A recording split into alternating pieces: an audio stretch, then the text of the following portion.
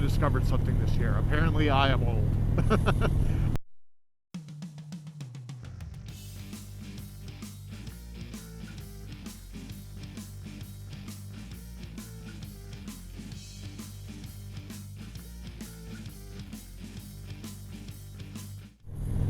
Hey, what's up YouTube? This is PNWMC Rider coming at you with another MotoVlog Monday. I'm trying a new intro layout. Hopefully you guys like this one.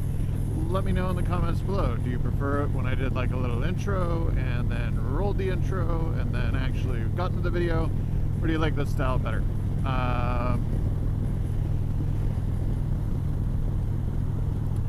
So for this video, you know, I talked a lot about on this bike what I want to change, what I don't like about it. Now I'm going to talk about specifically what I really love about this bike.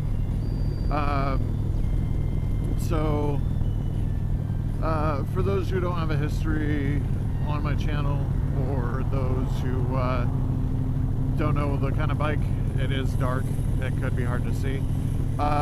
So quick history lesson: my car died in December 2018. Now I ride every day. I used to have an 02 Softail Deuce, and when I realized that riding every day I was gonna not want to have to carry a backpack every day, I decided to trade it in for a touring model. So I bought this. This is a 2015 Harley Davidson FLHX, also known as the Street Glide. This one is a little bit different than just your average Street Glide. It has, it won't show in this video, but it is radioactive green, the factory option color that was only available for this model year, 2015. Also, in addition to being a one-year-only color, it also has a color match tour pack attached to the back of it. So I've got plenty of storage space, and which is actually for me was a huge selling point for this bike. I really wanted to have all the space to carry all the things, because I knew that that I wasn't going to have a car anymore. That I wasn't going to be buying a new car to replace my old one, and so I decided to trade the bike in for the better bike. So yeah, first big thing that I absolutely love about this is the Project Rushmore locking saddlebags and color match tour pack that were on this bike when I bought it. That was a huge selling point for me. They aren't the biggest bags in the world, and they probably could be laid out a little better, but they still fit everything that I need to carry on an average daily basis. I've even done a few times where I've gone shopping in this, though when I do go on a shopping trip, I do tend to empty out as much as possible out of the saddlebags, because I know that I'm going to need the room to put the groceries in. But we did a fairly substantial shopping trip on this, filled up all 3 bags pretty much entirely with food. And then me and my girlfriend, and it works pretty well for that. So yeah, the storage is definitely a huge plus. Infotainment, not having to keep the Bluetooth in the helmet anymore, which allows me to a little bit more freedom, whatnot, and not have the speakers right next to my ear while listening to music on a bike. So yeah, that's kind of nice to have the display on that, and the Bluetooth, and then I can take a look at air temperature wherever the bike's looking at that, engine idle temp management status, and current oil pressure. So yeah, nice little thing, love having that.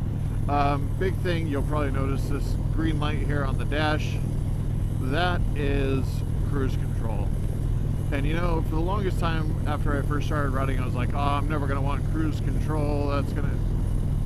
That's just for old guys. Well, I discovered something this year. Apparently I am old. You know, you don't really think about it until you get like a really bad hand cramp. But having actual cruise control is nice.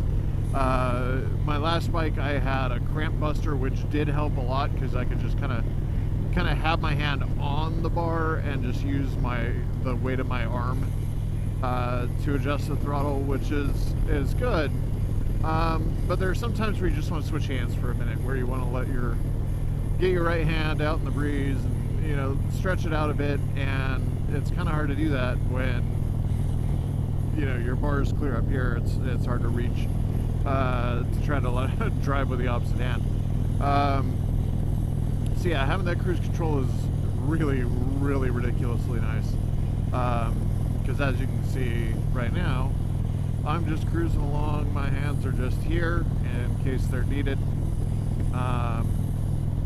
So yeah, having that is a big reason that I really enjoy the touring line. I think it is available on some Softail models as well for the newer ones. I don't remember what year that became available on the Softail line, and I don't know which models. I would have to look that up.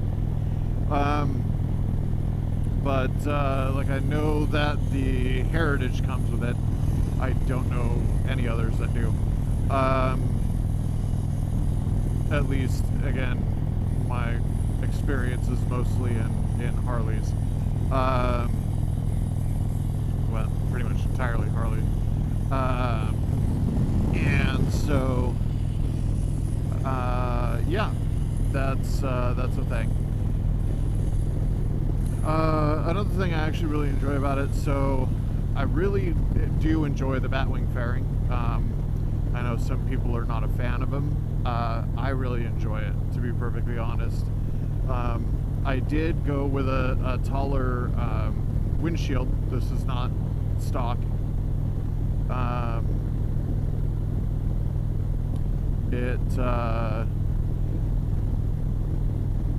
And the reason for that is the stock one, I was getting really, really bad buffeting. And so I just decided that was not going to work for me. And when I say bad buffeting, I don't mean like, oh, my helmet was just kind of being annoying. No, I mean like it was shaking my helmet to the point of giving me a horrendous headache. And it was shaking my glasses so bad that I couldn't get my eyes to stay in focus. So, you know, definitely an annoyance there. And so definitely something that I did have to go with the slightly taller windshield. I do still get some air, but it's a lot more mellow, and it's a lot closer to the top of my helmet. So I don't get as much through the air box down here by the mouth, but I do get enough air across the top of the head to help keep it cool in the summer, though I do still typically end up opening my helmet at a stop to keep it from being really bad.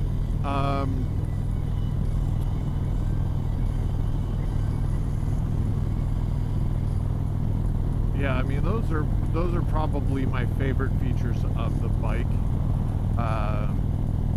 to be perfectly honest. And so, you know, I've talked in the past about things that I wasn't a huge fan of on the bike. Oh yeah, and the ability to have 3 different foot positions. I've got the highway pegs up here, which I still need to get around to readjusting one of these days. So yeah, I got the highway pegs, I've got the floorboards where you would normally set, and then if I'm riding solo, I can use the passenger pegs to prop myself up onto the back seat for a second and get a bit of a back stretch in there, you know?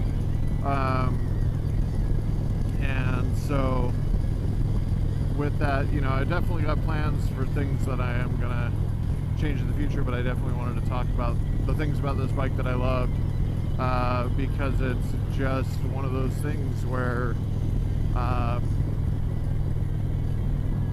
when you upgrade and you just really enjoy something. And you know, with the color that it is, the other thing that I absolutely love about this bike is I always want to look back when I walk away from it. And that was something that someone told me is, you know, if you always look back after you walk away because you just really like your ride, then you probably bought the right ride. if you don't get the urge to look back and check it out every time you walk away from it, probably wasn't the bike for you. Yeah, what are you guys riding on? What's your favorite bike? What's your dream bike? What would you like to upgrade to? What are things that you love about your bike? Drop them down in the comments below. You can also hit me up on Facebook and Twitter. If you like this video, give it a thumbs up. Hit subscribe. Click the bell to be notified of future episodes and whatnot. As always, ride safe, have fun. Laters.